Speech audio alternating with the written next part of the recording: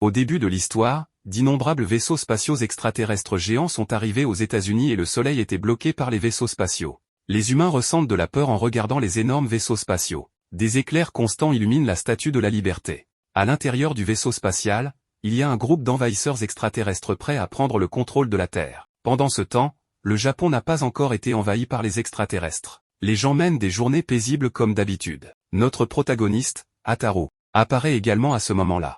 Ataru est un garçon très attiré par les filles, toujours en train de regarder d'autres filles, ce qui rend sa petite amie, Shinobu, folle. Pour rendre Shinobu heureuse, Ataru promet qu'il l'aime uniquement. Shinobu retrouve son bon moral, mais Ataru est attiré par d'autres filles et se fait gifler par Shinobu. Ataru est couché près du pont et il est très déprimé. Un moine arrive et le pousse directement dans la rivière. Le moine s'appelle Sakurambu et il pense qu'Ataru veut sauter du pont. Il ne veut pas qu'il arrive un accident. Alors il percute Ataru en essayant de faire quelque chose de bien.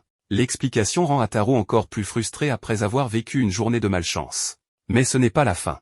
Un groupe d'hommes en noir se précipite vers Ataru et l'entoure. Il s'avère que le chef extraterrestre lance un jeu. Il sélectionne au hasard un homme de la Terre pour jouer à un jeu en tête-à-tête. L'homme de la Terre doit attraper la corne sur la tête de l'extraterrestre dans les 10 jours pour gagner. Si l'homme de la Terre échoue, les extraterrestres prendront le contrôle de la Terre. Si les extraterrestres perdent, ils quitteront la Terre en paix. Ataru est celui qui est choisi au hasard. Shinobu craint qu'il n'arrive quelque chose de mal à Ataru et s'y oppose vivement. À ce moment-là, la fille du chef extraterrestre apparaît comme celle qui va concourir avec Ataru. Ataru est fasciné par la belle silhouette de la mue. Il a l'intention de plotter la mue pendant le jeu, mais Shinobu comprend ses pensées et part en colère. Le chef extraterrestre annonce que le jeu commencera officiellement demain. L'espoir de protéger la Terre repose sur Ataru. De nombreux extraterrestres et terriens se rassemblent dans le stade où commence la compétition. Ataru découvre avec surprise que la mue peut voler. Il ne peut même pas la toucher. Même si Ataru n'abandonne pas l'espoir, il continue à s'encourager lui-même et à fantasmer que sa victoire fera de lui un héros aimé de toutes les filles. C'est dommage pour Ataru que la mue bouge trop rapidement. Elle court soit pour goûter la délicieuse nourriture humaine, soit elle se couche sur le toit et s'endort. Après 9 jours, Ataru n'a toujours pas réussi à rencontrer la mue, sans parler d'attraper la corne sur sa tête. Le chef extraterrestre prédit avec arrogance que la Terre lui appartiendra lors d'une interview. Les parents d'Ataru sont sous une grande pression. Une fois que la Terre tombera, les gens blâmeront Ataru. Avant la fin du jeu, la veille du dernier jour, Ataru est stressé par la situation. Pour remonter le moral d'Ataru, Shinobu lui promet de l'épouser tant qu'il gagne le jeu. Cet encouragement pousse Ataru à être déterminé à gagner demain. Le dernier jour de la compétition, Ataru court plus vite que jamais. Il peut même atteindre les pieds de la mue. Mais à sa grande surprise, la mue peut lui donner une décharge électrique. Ataru, qui est terrassé par la décharge électrique, essaie de se relever. Il se précipite vers la mue maintes et maintes fois et ne veut pas abandonner. Ataru est très désireux de gagner le jeu et d'épouser Shinobu. Ataru crie sans cesse « Épouse-moi ». Dans une attaque surprise, il s'empare de la mue alors que son soutien-gorge tombe. La mue est tellement en colère qu'elle utilise à nouveau une décharge électrique sur Ataru. Elle se précipite en colère vers Ataru pour récupérer son soutien-gorge. Ataru utilise son soutien-gorge comme appât pour attraper la corne sur la tête de la mue. Les terriens remportent le jeu à la fin de la compétition. C'est à ce moment que l'accident se produit. Auparavant, Ataru avait crié pour le mariage, mais il s'avère que la mue avait mal compris ce qu'Ataru avait dit et pensait que c'était une proposition pour elle. Elle est distraite pendant la compétition et se fait attraper par Ataru. La mue annonce publiquement qu'elle veut épouser Ataru. Le pauvre chef extraterrestre échoue dans son occupation de la Terre et perd sa fille. Personne n'écoute ce qu'Ataru veut dire. La mue décide de rester chez Ataru, et Ataru essaie de s'échapper mais échoue car la mue le paralyse avec une décharge électrique. Cette scène se répète pendant de nombreux jours par la suite. La mue est un Pikachu humanoïde et chaque fois qu'Ataru essaie de chasser Ram, la mue lui donne des décharges électriques. Plus tard, la mue ne supporte pas l'éviction constante d'Ataru, alors elle se cache dans son vaisseau spatial et utilise des ondes radio pour interférer dans la conversation entre Ataru et Shinobu. Un avion de passage disparaît après avoir été perturbé par les ondes radio. Même les informations rapportent cet incident, et l'animateur commente que le triangle amoureux d'Ataru a perturbé l'ordre de la Terre. La mue se moque du scandale. Elle continue d'augmenter les ondes radio pour interférer dans les appels téléphoniques d'Ataru et de Shinobu. Ataru décide de passer du temps avec Shinobu, mais la mue devient jalouse et utilise des dispositifs de haute technologie pour contrôler le tonnerre et la foudre. Tant qu'Ataru est hors de la maison, il sera puni. Le père d'Ataru lui prête son imperméable en caoutchouc en voyant à quel point il est déterminé à voir Shinobu. Avec cet imperméable complètement isolant, Ataru a plus confiance pour faire ce qu'il veut faire. Sakurambo est également touché par l'infatuation d'Ataru. Il se porte volontaire pour l'aider, mais il l'aide de la mauvaise manière, et Ataru est heurté par un poteau téléphonique. Ataru devient fou et abat Sakurambo. La mue voit Ataru et Shinobu courir l'un vers l'autre. Elle augmente l'intensité de la foudre et provoque une panne d'électricité à grande échelle sur la Terre. Ataru et Shinobu se serrent dans le noir. À ce moment-là, Lamu est submergée par la jalousie, elle prend le contrôle du vaisseau spatial et les percute. La violente explosion soulève de la poussière partout. Ataru ne peut pas voir et confond Lamu avec Shinobu et la serre dans ses bras. C'est maintenant le tour de Shinobu d'être jalouse. Dans les jours qui suivent, tout ce qui se passe bouleverse la famille d'Ataru.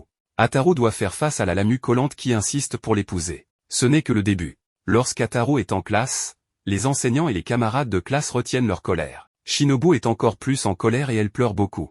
Il s'avère que Lamu vient encore en classe et essaie de flirter constamment avec Ataru. Le fait que Lamu force un baiser à Ataru aggrave encore la situation. Tout le monde le considère comme un playboy qui abandonne Shinobu.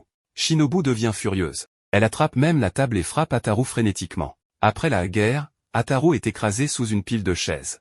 Le pauvre Ataru est couvert de blessures. Il doit faire attention à la décharge électrique de Lamu. Ataru ne peut pas faire face à ce qui se passe récemment, alors il choisit de se déguiser et de s'enfuir de chez lui. Lamu peut voler et utiliser des décharges électriques, et elle a une force entière qui peut prendre le contrôle de la Terre à tout moment. Ataru ne fait pas le poids contre elle. L'idée d'Ataru de s'enfuir échoue non seulement, mais elle est également diffusée à la télévision avec une photo de son départ de chez lui. Ataru percute une fille en essayant de s'enfuir à nouveau. L'interaction intime entre eux rend le luxurieux Ataru insolent. La fille s'appelle Sakura, c'est une sorcière, et elle voit un désastre arriver après Ataru, tous liés aux femmes. Sakura, qui est frêle et malade, est très gentille envers les autres. Elle n'a jamais été guérie de sa maladie mais souhaite toujours aider les autres. Lorsque Sakura ramène Ataru chez lui pour exorciser les esprits malins, Ataru remarque que la mère de Sakura ressemble à Sakurambo, qui ne semble pas être une bonne personne. Il panique et essaie de s'enfuir, mais la mère de Sakura le rattrape avec une corde. Sakura est très têtue, et Ataru essaie de s'échapper plusieurs fois mais est finalement attrapé. Entre-temps, la bouche de Sakura est très enflée, comme un monstre. Il s'avère que Sakura est beaucoup plus malade que les autres personnes, et elle est très faible comme si elle était maudite depuis son enfance. Au cours des quelques dizaines de minutes où Sakura exorcisait Ataru, elle a eu plusieurs fois des maux de tête et des douleurs cardiaques. La cérémonie d'exorcisme a été interrompue plusieurs fois. Ataru est terrifié par cette ambiance étrange et voit de plus en plus de monstres ramper sur lui. À mi-chemin de la cérémonie d'exorcisme, Sakura sent que toutes ses maladies ont disparu. Il s'avère que Sakura a accidentellement transféré tous les démons d'elle à Ataru. Ensuite, Sakura a scellé tous ses démons, mais le faucheur entend parler de ce qu'elle fait et lance une attaque sur les parties intimes d'Ataru. Ataru est envoyé à l'hôpital, sa famille s'inquiète de le voir dans le coma. À ce moment-là, une belle infirmière passe par là. Ataru reprend immédiatement ses esprits et drague l'infirmière. Lamu est irrité par ce qu'il fait et lui donne des décharges électriques. Ataru, qui est attrapé et renvoyé chez lui, reprend sa vie d'être électrocuté par Lamu chaque jour. Il demande à Sakurambo s'il peut sceller les super-pouvoirs de Lamu comme il l'a fait avec les démons. Pour la sécurité d'Ataru, Sakurambo fabrique un ruban pour sceller ses super-pouvoirs. Il demande à Sakura de trouver quelqu'un pour le remettre secrètement à Ataru. Les super-pouvoirs de Lamu seront scellés dès qu'Ataru mettra le ruban sur la corne de Lamu. Ataru est la seule personne qui peut enlever le ruban.